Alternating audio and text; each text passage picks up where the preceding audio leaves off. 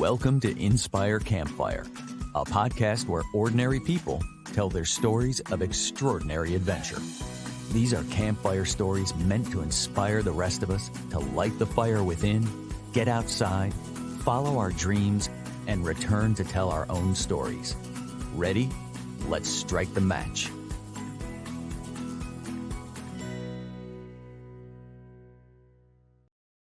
Welcome to the show. I'm your host, Scott Wurzbacher, and today we're going to talk about adventuring across the border in Baja, California. And to dispel any confusion, Baja is a state in Mexico. It's the peninsula that borders California, the California border, and it's between the Pacific Ocean and the Gulf of California. And it's officially known as the Free and Sovereign State of Baja California. Now, I shared a previous episode, number 53, where Colt Bell shared his experience as a race car driver in the Baja 1000. But Baja is so much more than that race, and it includes beautiful and unexplored beaches, forest, and desert. Today's guest is Nathan Stuart, a Baja local and lives in Ensenada. He's here with us today. Nathan is the founder of Legends Overlanding, a boutique tour company that provides bucket list overlanding adventures in Baja. And I have a huge smile on my face right now because Nathan has figured out how to take his passions of overlanding trucks, rugged nature, and connecting with people to create a magical service to other aspiring adventurers. And he's here to share with us more about the wonders of Baja and to give us a glimpse into how legends are made in Baja. Nathan, welcome to the campfire. Thank you. It's good to be here, Scott.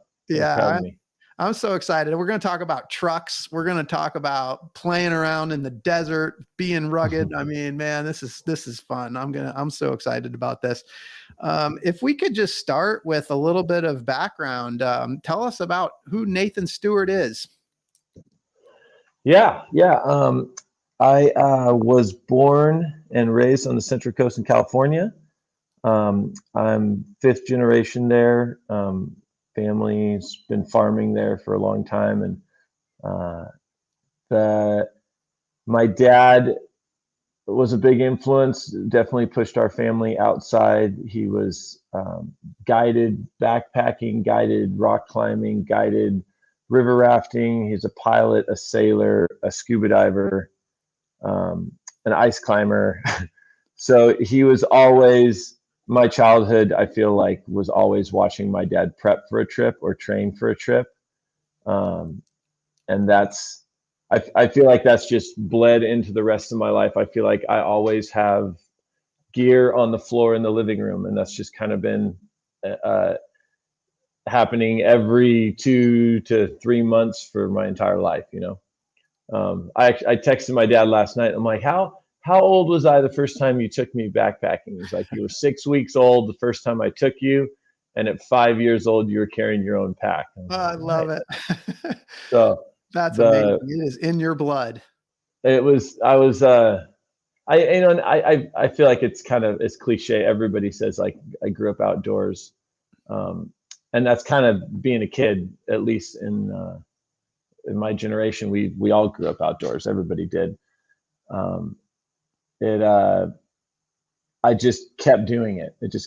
I kept doing a lot of outdoor stuff, and I was always the one that would pull the guys together to plan the trips, and got into surfing, and then it was surf trips, and a lot of trips and a lot of planning trips.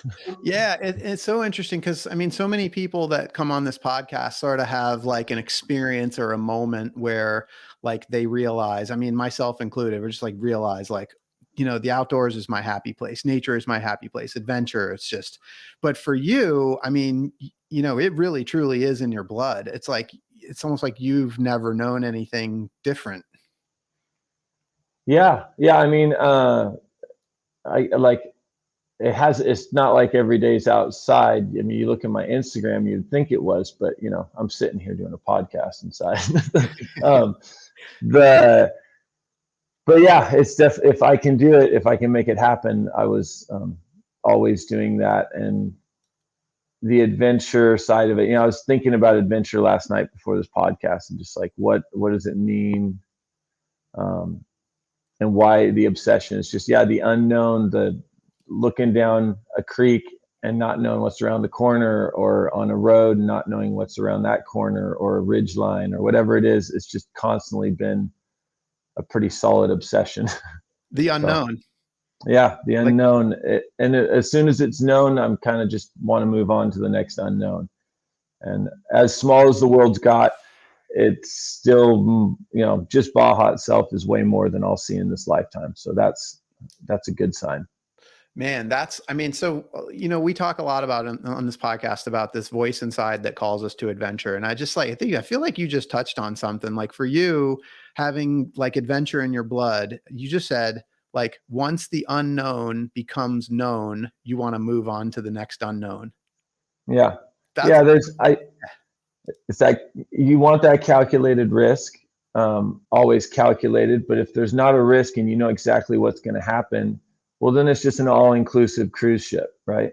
And that's, just not what we're into. And that's totally fine for the people that enjoy that, to want to know that everything that they expect to happen is going to happen. And I don't get excited until the unexpected happens, until we break down, until something, which is probably not what you want your guide to be telling you, but until there's something that happens that we didn't plan, that's when we start getting flexible, and your ability to function inside of an adventure setting starts to really shine.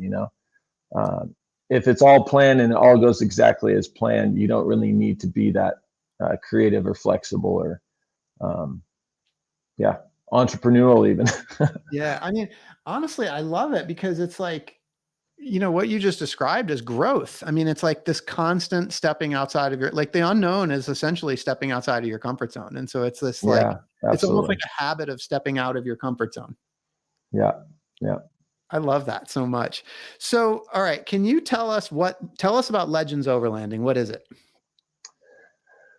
Legends Overlanding is, it's an all-inclusive overland adventure tour company. We basically roughly plan, because of that element of adventure, expeditions, usually 500 to 700 miles. We do custom trips where we'll do the whole length of Baja, but even just a short 5-day loop in Baja is going to be 500 to 700 miles.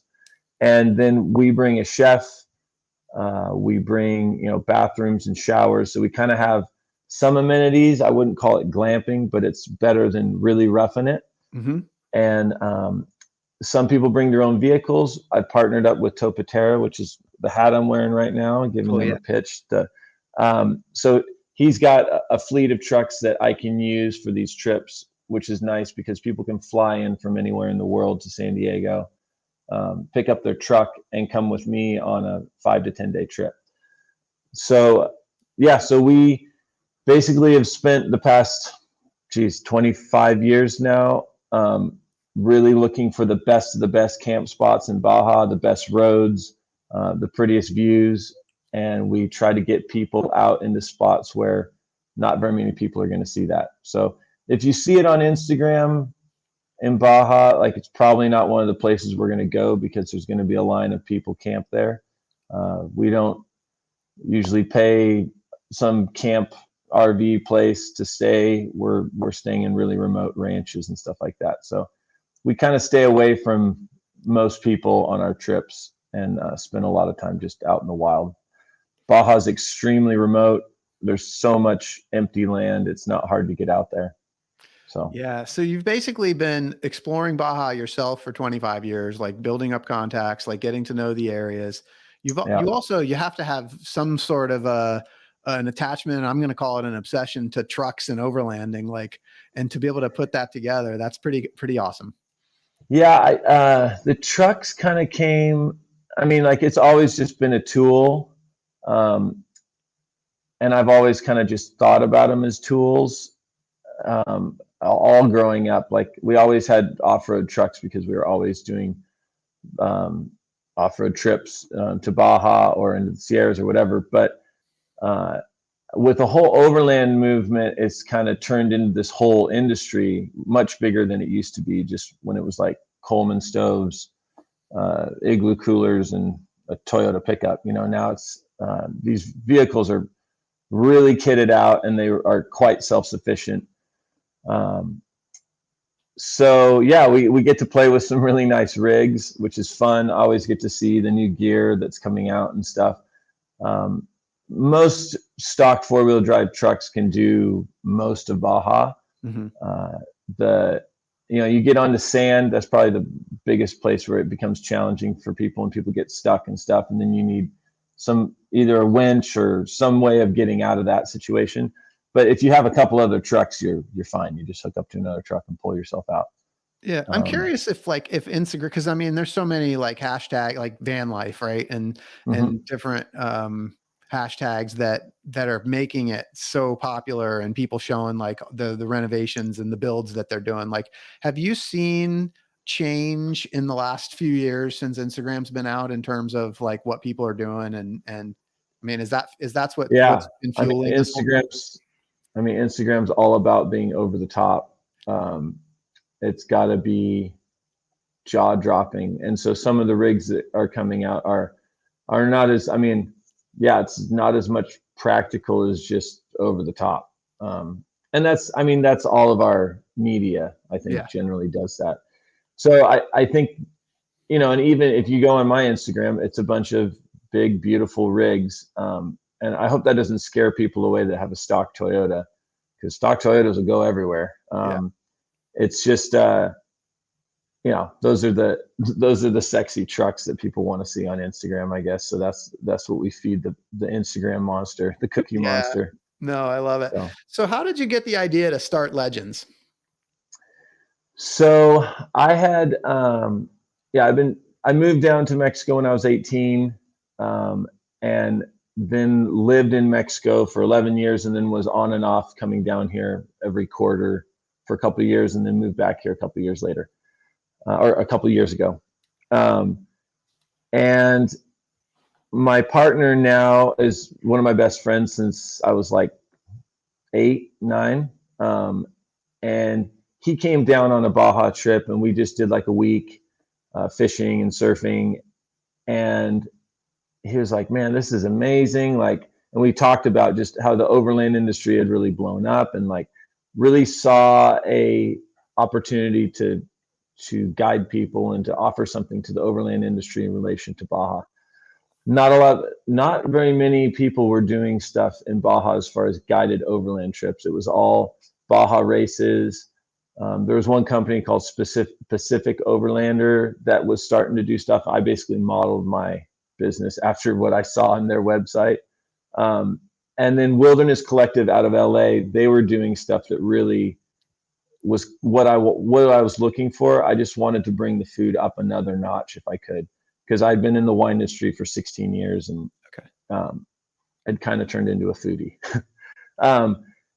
But it was actually my partner that really came up with the idea and basically pitched me to pitch him. So Nathan Mueller, he has a YouTube channel. He's a YouTuber and does a bunch of videos and reviews and stuff. And he was like, yeah, well, let's start a Baja overlanding tour company. Send me your ideas and a budget and let's see if this works. And so it was really actually him. It was like under my nose and Nathan Mueller was like, let's do this. And so I got excited about it. And yeah, when he made the offer, I was working at a wonderful winery in Paso Robles, California. Tablas Creek Vineyards, one of the best in the world, in my opinion, and the best team I've ever worked with. And I've been trying to get down to Baja for probably 5 years after I'd left, just trying to find a way back in. And when he said like, let's do something, I was like, yeah, I'll let my boss know next week. Like I'm like, there was no question. I'd been looking for an excuse to get back down here. And so that was just what I needed. So.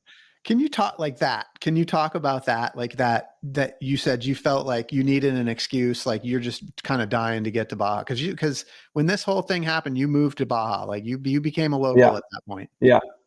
So, it gets personal because it was basically right before COVID happened. me and my wife, after 11 years, we decided to get a divorce, and we were both working at the same winery at Tawas Creek. Mm-hmm. And we were okay with each other, but it was also a little awkward, obviously. And I think it was awkward for all the staff. And so I was kind of in this spot where I love my job. I love what I was doing. I was shepherd, so I was running a flock of sheep in the vineyard. And but I've been trying, and we've been trying for years to get back to Mexico. And so it's kind of like I was in a weird spot. I've been trying to get back to Mexico, and my best friend's like, "Hey, let's do this." And it was a no-brainer. It was absolutely, I need to get out of Dodge, and I've been trying to get back to Baja for a long time. And so it just worked out really good, and just was kind of it was the right time. I didn't have any responsibilities. I didn't have a family or kids. And so I had a lot less stress about taking a risk than some people would have at that point in their life. So to be fair, I mean, I got to be fair that it wasn't like I'm like the bravest guy. I was kind of in this perfect situation in life where I had a lot of freedom. So. Yeah, I mean, this is how it happens sometimes. But like you said, you've been trying to get back to Mexico for a long time. And I'm curious about because we talk about the voice inside that calls us to adventure. And there was something inside of you calling you to Mexico. Like, what is it about Mexico and Baja that really calls to you? Some of it I can't explain. Some of it's just the fact that I moved down here when I was 18 and lived here till I was 26. And that's such a crucial part of growing up as a man and how you think about the world. Growing up as a human, how you think about the world and how you see everything. And I don't know, I came home a little broken, I guess you could say, a little bit like just in the States and the whole, I'm not going to bag on the States. I'm just as much a capitalist consumer as the next guy, but it didn't feel right. There was just something I couldn't settle in like I could before. I've got a huge, amazing community of friends there. I love the Central Coast where I grew up. But I just couldn't settle. And so that was kind of what drew me back. And then being back, it's like, I have another expat that's a friend of mine that lives down here. And we were going to the gym the other day. And I'm like, I love living in Mexico because no matter how boring my day is, I can just be like, I'm in Mexico right now. Like I've been down here a long time and I still do that. It's almost embarrassing, but like we go to the gym, like we're going to the gym in Mexico, and like it's silly, but it just adds an extra level of spice to life. Like there's always a little bit more challenging, even the most basic things sometimes. And I enjoy that extra, I don't know exactly how this is going to go or exactly what's going to happen. I can appreciate that. And then the quality of life down here is pretty incredible. They're way more family oriented than we are in the States. It really matters spending time with people. And so they make that effort, I think, a little bit better than we do in the States. And so I enjoy that. But, there's tons of pros and cons of the States and Mexico. I don't even want to compare I'm curious that, if if you could think an example or two of like the difference between like living life in California versus like Mexico. Well, in California, there's a lot of signs and there's a lot of rules. And in Mexico, there can be a lot of signs and there's a lot of rules. But in Baja specifically, in 1973, when they paved the rest of the road down to Cabo, they had better maps of the moon than they did of Baja. That is not a long time ago. And it just, the absolute ruggedness of this peninsula and the lack of water has kept it pretty much undeveloped for the past 500 years. So, I mean, everybody's like, oh my gosh, it's grown so much. It's grown a lot in really small areas that were already blown up 30 years ago. And the rest of it continues to be empty. And every time they try to start a project or something big, it's just too rough. And that's been that way since the Spaniards got here back in the 1500s. Like every time they try to do something, start a mission or anything, it just gets shut down by the sheer lack of water, no food, the wind, the dust, the desert, the heat. It just makes it hard for people to stick here.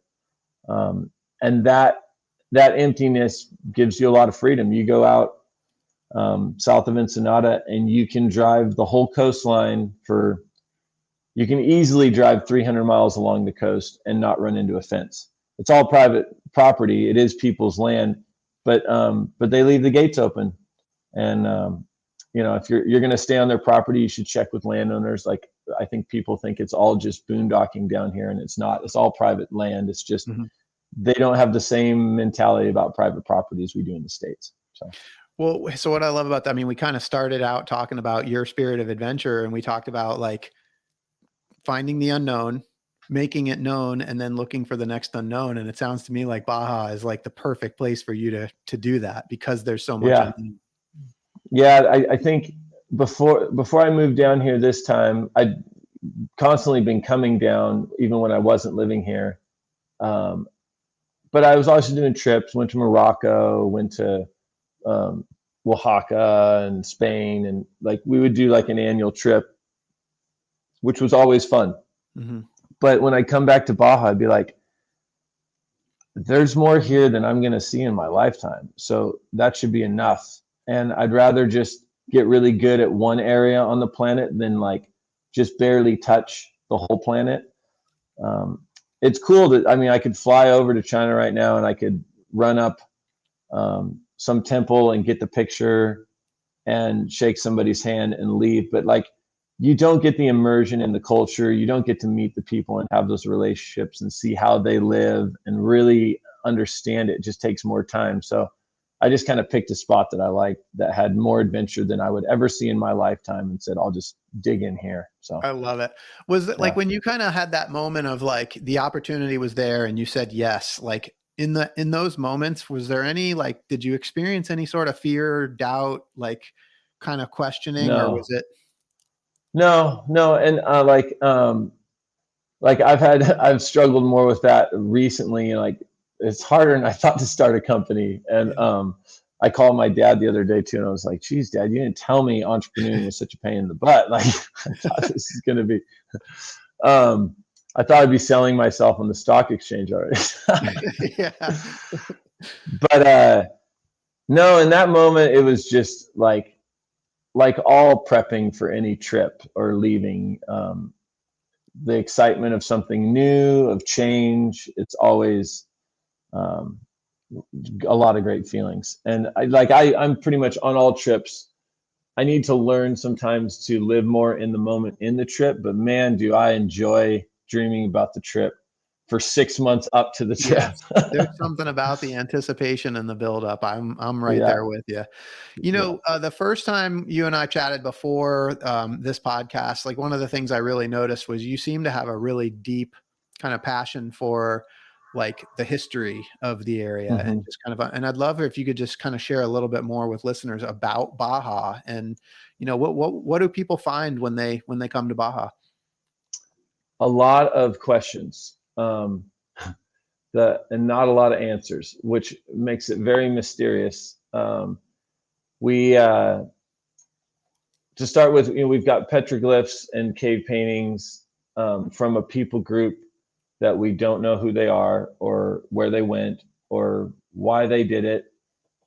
When the Spaniards arrived in, I don't know, 1600s, coming over from the mainland, Cortez, they named the sea after Sea of Cortez. When they came over, they asked, the priest asked the indigenous, what's up with the paintings? Like, what do they mean? Why did you guys paint them on the rocks? And they're like, we don't know. They were here when we got here. So when the Native Americans from North America don't know where the cave paintings come from, you're kind of like, wow, that's really old then. Yeah. And the more you look into it, the weirder it gets. So just because there hasn't been a huge university with huge funding that's been able to spend a lot of money and time in Baja. Basically, the way California developed, I'm in the first part of California. Baja California is the beginning, the birthplace of the Californians, right? So the first olive trees, the first vineyards, the first agricultural ever done in the west coast of North America started in Baja. And as the priests moved north, the El Camino Real continued all the way up north to San Francisco, but it starts in Loreto in southern Baja. And as they kept moving north, and then when they got up into, areas that had more water and more, it was easier to survive, basically, they settled there. So from San Diego north, it got a whole lot easier to stay alive, basically. And it kind of changed. It stayed that way. A lot of the original founders of the Californians, the ones that developed Baja, the ones that were really good at being pioneers, they moved north as well. So it's the DNA of our original settlers of California came from Baja, and we're sifted out over hundreds of years of people that couldn't hang. And the ones that ended up hanging is kind of the DNA we have still, in the Californias, which is pretty amazing. There was actually a system in place where the priests that ran all of California, so the Catholic Church governed the whole state more than it did the mainland. And they would call over labor. So they needed labor because they needed people to tan the hides and farm the fields and stuff like that. They were using the indigenous community more as like slaves, and they were trying to convert them, but they needed skilled labor. And so they bring them over from the mainland, but then the mainland guys would be like, okay, well, I can't own land, I can't drink, I can't do anything over here because the church owned everything. Mm-hmm. And it's hard and it's miserable and it's hot and there's no water. And so they would bail. And then that just kept happening. There was like this system of the church hiring and having a really fast turnover of people that just couldn't hang. And the ones that stayed are really cool people, and they're still here. You go into the Sierra San Francisco and some of these mountain ranges that have not been touched by time, barely. They have, of course, but they're still tanning hide, they're still raising livestock, and there's still last names that go back hundreds of years, that are still doing the same thing they were. Pretty cool. Yeah, it's so wild. And then like the story of the people, the paintings and the petroglyphs, like again, more unknown that's not yet known. So I can understand why it's intriguing to you. Yeah, there's you go into spots where all the figures and all the paintings have 6 fingers. Oh, got no answers to that. There's spots where the paintings are so high off the ground that they can't figure out how they did it. There wasn't like a bunch of lumber in the desert to make scaffolding, so maybe they don't know. There's a bunch of theories, and but there's just so much area that hasn't really been investigated. I guarantee there's cave paintings and petroglyphs in Baja that have never been seen or never documented, and I'm sure I'll find some, and I have maybe found some. It's pretty hard to tell whether you're the first one or not, sometimes. But I love that you use the word mystery to start off this little part of the discussion, because that's exactly what it sounds like. Yeah. So I'm into the mystic. Yeah, totally. So for listeners, what does a trip with Legends Overlanding look like? So we meet the whole group in San Diego, or somewhere just north of the border, depending on whether we're going down the east or west coast. And we kind of do a debriefing, set everybody up with radios so we all can communicate. Our trips max out at 6 customer trucks, so we keep the convoy pretty small, which makes the day go faster. Our bathroom stops quicker. Just a lot of things a lot easier. And then we'll start, we usually, if it's a 5-day trip, we'll probably have 3 or 4 different campsites. So we pack a good 15, 20 years of Baja into a 5-day trip. Nice. So when you leave after 5 days with us, you're going to see a lot more than a lot of people that have spent a lot of time down here have ever seen. So you're going to see the desert on the Sierra Cortez side. You'll probably see the pine forest up at 9,000 feet. You'll see the Pacific coast. You'll camp on the Pacific coast, and you'll see a bunch of different microclimates throughout that, where the cactuses change completely. One one hillside, you'll be in the Cardone cactus, and you'll come over the ridge and there's no cactus at all. It's pretty wild. And then at every spot, I'll do scouting trips in the summertime, in areas where you don't want to be there in the summertime.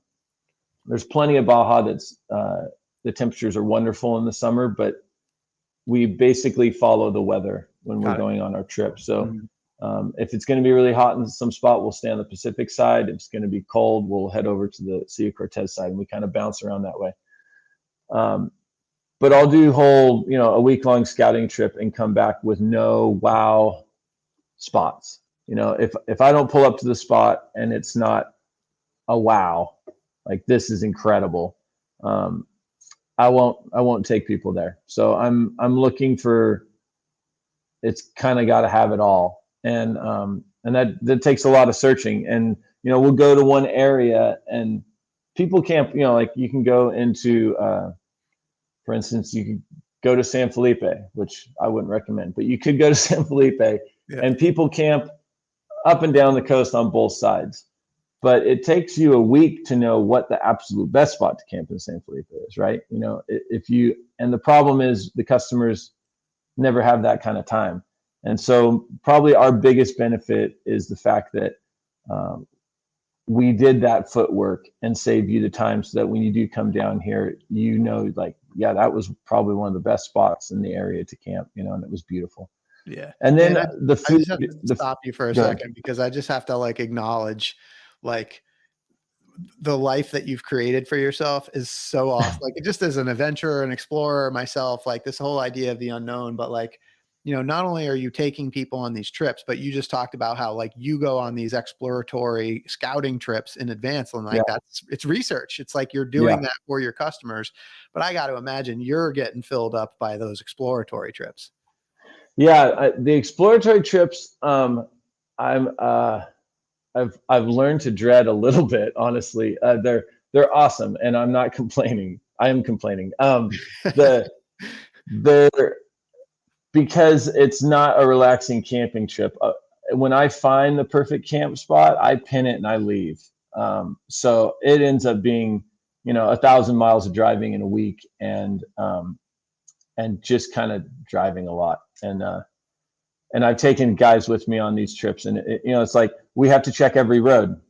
Not some of the roads. We got to okay, here's a road going up a wash. We got to see where it ends up. And 99% of them are dead ends, or they aren't cool, or you get back into a really cool zone, but the road's so terrible, nobody would ever want to do it. And, so there's just all these components that make a great spot for you to take a group of 5 or 6 trucks.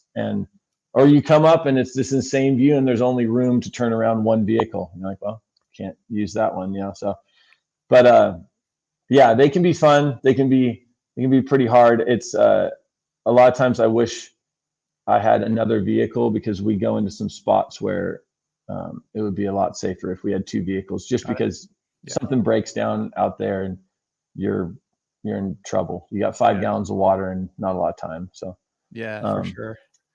That's the beauty of technology today, though, because we have things like the Garmin InReach and ways to communicate that we didn't have. Oh yeah. And Garmin is a dead technology. Now with Starlink, it's crazy. So I was going to do it. I was going to just drive the truck up on the top of the hill and just do the podcast with Starlink, because it's faster than my house internet. And when I go on a road, a long road that I'm going to be out of signal for a long time, I'll let people know, hey, I'm leaving. This is my point. This is where I'm going to end up. If I don't check in by this time, I'm between here and here. And so I have a whole Rolodex of people that are kind of on call when I go out on these scouting trips. And even when I go with customers, we have a list of people that know where we are every night, and every morning we check in.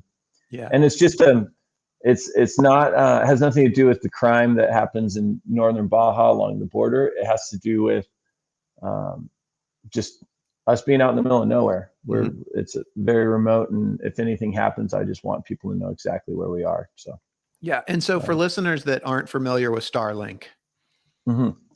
So Starlink is one of this Elon Musk project. He put a a ton of satellites up in space. And so now the US model, I don't know how much it costs. The RV one, I think it's $700 for the kit. And then I pay $135 a month. And I have screaming, 200 megabyte download speeds anywhere in Baja. That's incredible. Yeah. So it's funny because I think some of the people, especially in the east side of the United States, Starlink is a little hit and miss, but it's completely covered in Baja. Yeah. So every trophy truck, every chase vehicle right now, not every, a lot of them on the Baja 1000 race, they're all running Starlink now. It's just, I was coming back from a trip and the guys watched Braveheart, my cooks and staff watched Braveheart driving down the middle of Baja Peninsula in the middle of nowhere. Literally 50 miles from the nearest anything and not even really a town, just 50 miles from something, it's pretty awesome. I mean, cool that the technology's there. I don't know if I'm watching Braveheart when I'm in Baja. Like, I think I'm probably looking out the window, checking out the landscape, right? But, well, my guys have done this road a couple times. Yeah. That makes sense. But yeah, it's definitely, it's a dangerous tool as well. We fire it up in camp in the evenings so I can check in and give my report back. And we let the customers know that we have the internet up, but we only leave it up for like an hour because I don't want people on their phones around camp, and I don't want. Exactly. I'm trying to get people to disconnect, not sit on the phone. So 100%. So what are some of the things that y'all do on your trips? What can people expect to do on a Legends trip? I think that depends on the group. Depending on how active they want to be. We've got scuba diving, snorkeling, kayaking, mule rides up into the mountains, but sometimes they just want to hang out in camp. So we always have boat rides. So we'll either go to an island or a private. I don't mean private, but just like in the middle of nowhere, white sand beach somewhere. Yeah. Let's see, what else do we do? Usually, almost always do a hike somewhere. Usually nothing really crazy, but we spend a lot of time driving, so we got to get ourselves moving. Yeah. Depending on which ocean you are, the Pacific Ocean stays pretty cold almost all year and at least halfway down the peninsula. But on the Sea of Cortez side, it can be very comfortable to swim in the ocean. And we'll go fishing sometimes. That's probably about half the trips have fishing included in them. And then, cave splunking, looking at petroglyphs and digging through fossils in the desert. A lot of that. A lot of just kicking rocks and walking around exploring. We try to leave time for that. And even if we do 2 days where we go pretty hard, where we got into camp and set up and then had dinner and then the next morning did that again. The third day we'll probably have a day where give them some options of things they want to do, and couples will kind of go off and do their own thing and walk the beach and pick up shells or just relax. Yeah, I love it.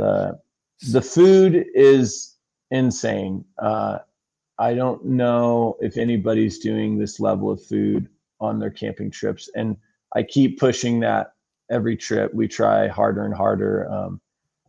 It's hard to explain until you experience it, but when you're in these incredibly beautiful places and we basically set up a whole restaurant with lighting and a table with nice chairs and cutlery and then you're having octopus with your pasta and creme brulee for dessert, and it's just it's pretty fun. And we'll set it up we get weirder and weirder every time. So the last trip we did, we set up inside a big granite cave where there's a bunch of boulders leaning on each other, and we hung lights up inside and served them dinner in the cave.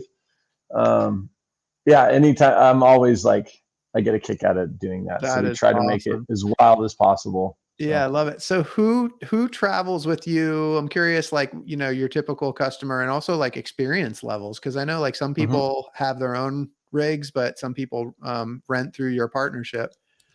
Yeah, I think it's about 50-50 on people bringing down their own overland rig or renting from Topatera. Um, Customers are usually couples, usually between 40 and 70. I think I've had um, a couple that were like 75, 76, Yeah. and been married like 50 years and never That's fought. They were amazing. um, and so it's usually couples that are retired, or I've had some younger couples where it's like their kids are finally old enough to stay with grandma, and so Yeah. they're getting away as a couple. Experience level is usually pretty low. Um, I've had some guys come down that were pretty experienced off-roaders. The couple coming this month, they're pretty experienced. And again, in November, got a guy coming that's pretty experienced. But it's nice because you can be as beginner as you want. We've got all the recovery gear. I've done trips where I did 11 recoveries in 5 days, and it's not a problem. We got all the gear for that. We're ready for that, and we coach people through stuff and um, get to see them get more and more confident with their rigs and more comfortable doing things that they would never put their vehicle in. And having multiple vehicles gives you a lot of freedom. Like, well, we can try this, and if I Right. get stuck, we're all here to get you out. So groups that way, it's pretty fun to off-road just because you have that extra sense of confidence knowing that everybody's here for everybody and we'll be able to figure it out. So Yeah. And one thing like I that struck me the first time that we talked was, you do have people that are very experienced in overlanding. They still want to travel with you because of your local knowledge. I'm just curious if you could kind of talk about that a little bit. yeah. I've noticed a flaw in the overland community is the same independence that we look for by building out our rigs to be so independent. That independence isolates us from all the local knowledge. Mm. So um, it's like building out a kitchen in your overland vehicle and coming down to Baja and eating your own food is sad. There's really amazing food down here, and why anybody would want to eat something they made when there's Yeah. such good food down here is beyond me. So um, I never wanted one of those little kitchens in my truck because it's like I'm always traveling Latin America and the food's always incredible. So I'm going to be eating that food. Yeah. So I think it's just good for overlanders to remember like the independence that it gives you and the freedom these vehicles give you is awesome. You've got solar, you've got your fridge, you can store stuff, you've got dual battery systems and all the traction and recovery gear you need to get yourself out of a pickle, and that's awesome. But a lot of times they don't connect with the locals, whether that's the fishermen and the fish camps or the ranchers or whoever, and those guys will change your trip. And so I'm saying without me, I just recommend this to anybody overlanding in Baja. Um, Connect with the locals. Whether you speak the language or not, they're going to be incredibly welcoming. They're going to give you information that will dramatically improve your experience. And you're also, it's letting people know where you are. And the locals look out for everybody, not just their people. Um, I've broken down and in a spot where I put myself into a weird spot. Nobody knew I was there. And the rancher knew, and he noticed I hadn't come out, and he saw my tracks that I'd come in, and he came and checked on me. It's like that was my bad. And they're just amazing. And yeah, I think even if you've come to Baja for 20 years, a lot of people are like, oh, I've been coming down for 20 years. I'm like, well, that means you've maybe like, so that's 20 trips. So maybe that was a week every time. Those are strike missions, and you do the best you can with the information you have, and you learn a little. But I've been down here full time for 15 years, day in and day out, and spent past 3 years. It's been probably 10 to 15 days a month exploring, camping outside, and it's a luxury, but it's been that extra knowledge, finding those extra spots that like, I know no matter how long you've been coming down here, I can show you something. And that's also true for me. There's always going to be people that can show me something I don't know, even in my backyard. Baja's a big place and there's so much to see. So I think it just, it allows you to see more. And I think a lot of my customers come down with me, maybe for the first time, or maybe because they just want to get a feel for what's there and what's available and what they like. And then they come back on their own. And that's great. That's, I kind of took away the fear of crossing the border and the fear of Mexico for them, and let them see all the different ecosystems that they can experience. And I was also able to kind of instruct them on how to be a respectful, considerate tourist down here too. Yeah. So I know when they go out, which all my customers are incredible. They're very well-traveled, very kind, very generous people. We're not ripping up the roads. We're not partying. We're not, it's a good group of people. So yeah, I love it. And so, I mean, one of the things we talked about was, when people go through this experience and they see the wonder and they experience the unknown and they travel with you, I mean, there is a transformation that happens inside of people when they do this. And that plays into the name of your company. And I wondered if you could talk about that a little bit. Yeah. Thank you for bringing that up. We like the name Legends Overlanding, but I've always been worried about it coming across pretty arrogant that we're some great legends down here. We are not. We've been inspired over the years by legends that went before us. And something about the Baja Peninsula and the roughness of this place, it just makes legends. People have to do things that are just extraordinary. And the stories that come out of this place because of that, whether it's the Baja 1000 or whether it's the Spanish missions or miners and ranchers, and just they've been put into situations that are almost impossible and come out just being incredible people. So that's why we feel like this land makes legends, and we're chasing legends, or however you want to say it. We're down here kind of getting inspired by some of the people who have gone before us. Yeah, got some big shoes to fill down here.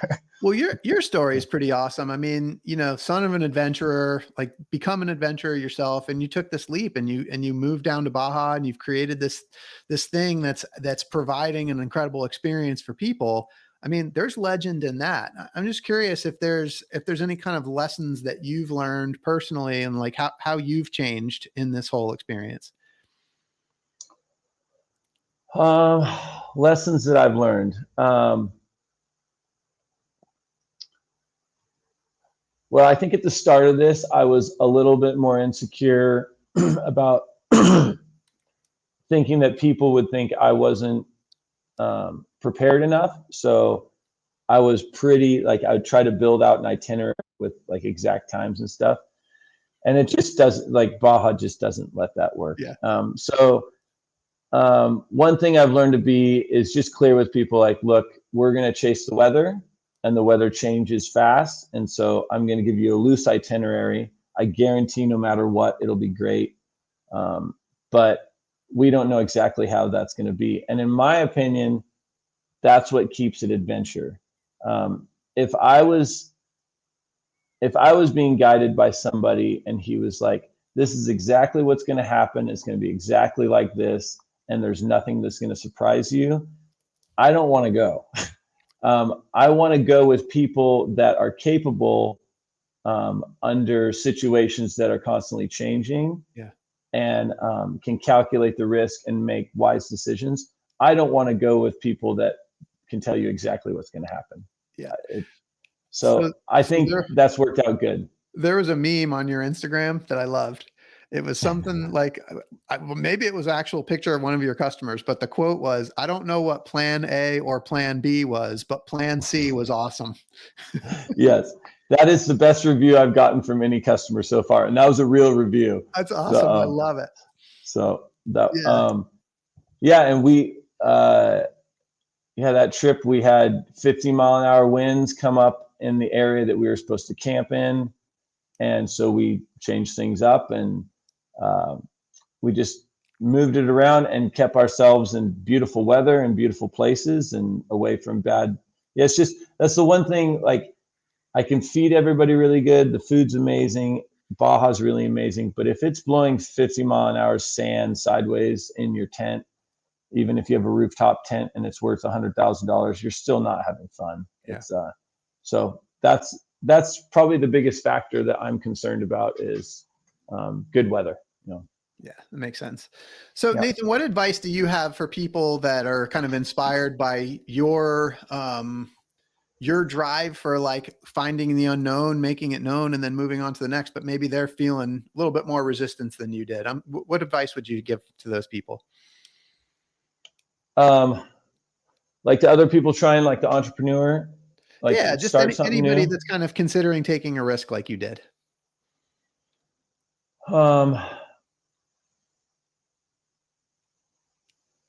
I think a lot of times, and I still do this, and I have other friends that counsel me on this or remind me. I overthink it, and I think I have to have all the perfect tools to make the perfect product. And what I need to do is take action and let everything fall into place. If you're passionate about doing a quality product, but you don't have all the perfect tools for it, just go out and start doing it, and do the very best you can with what you have. And people are incredibly understanding when they feel like you do care and you're trying to give them the best you can with what you have.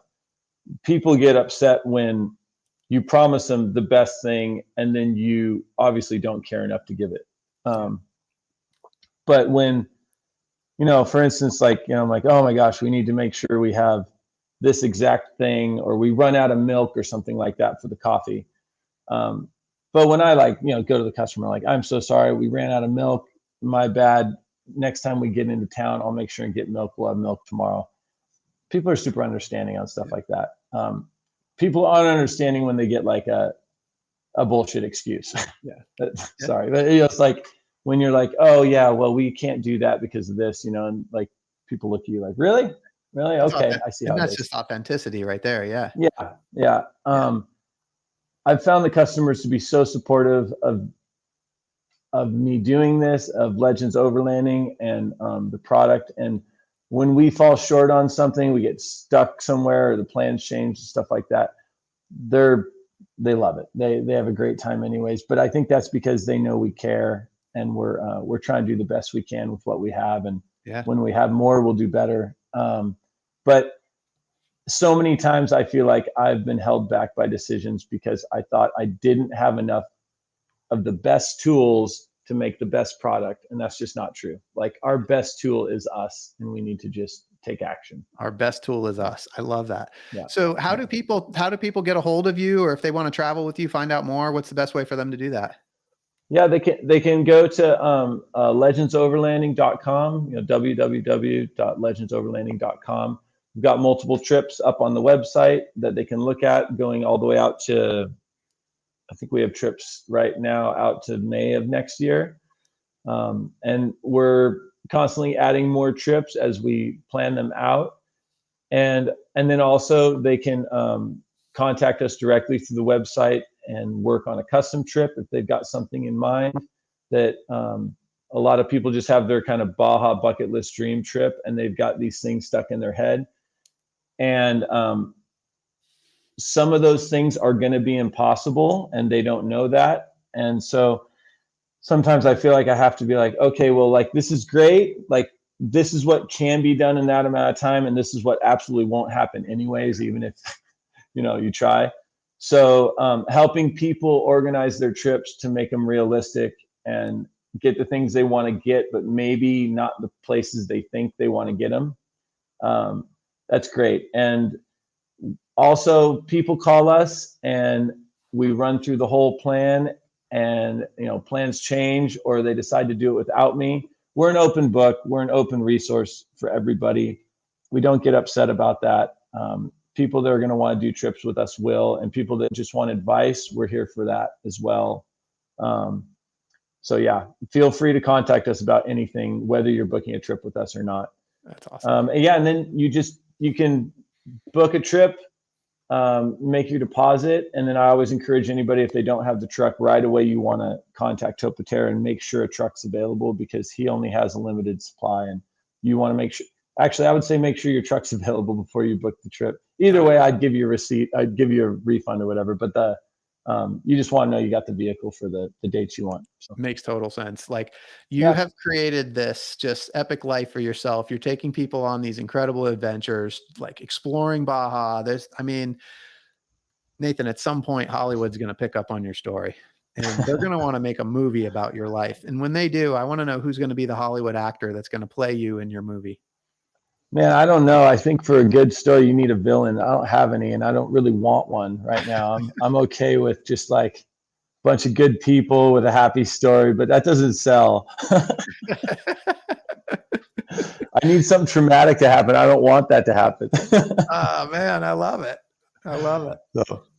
But yeah. So you got last question. Sorry. I want to know who the actor is that's going to play you. Okay. So you told me, I want to say you asked me this question in advance, so I had to think about it. I don't have this on top of my head, but I was thinking young, goofier me, I would say Ashton Cooper. Nice. That's awesome. Then, I love that. Like older, more mellowed out me would probably Daniel Day-Lewis. Oh man, got the mustache. Well done. I could see both of those. I love it. Yeah. So maybe maybe it is a lifetime story, and Ashton plays the younger you and then the older you. I love it. It's coming together. What's the movie going to be called? The Shepherd. The Shepherd. So I was a shepherd for 15 years with sheep and managed livestock, and I feel like that's transitioned into shepherding people through Baja, and it's kind of just been an ongoing theme. So that's amazing. Shepherding people through Baja. The Shepherd, starring Ashton Kutcher. I had a good nickname. I've always wanted a nickname. Nobody ever gave me a nickname. And then like a couple years before I moved down here, back home, they started calling me the Shepherd.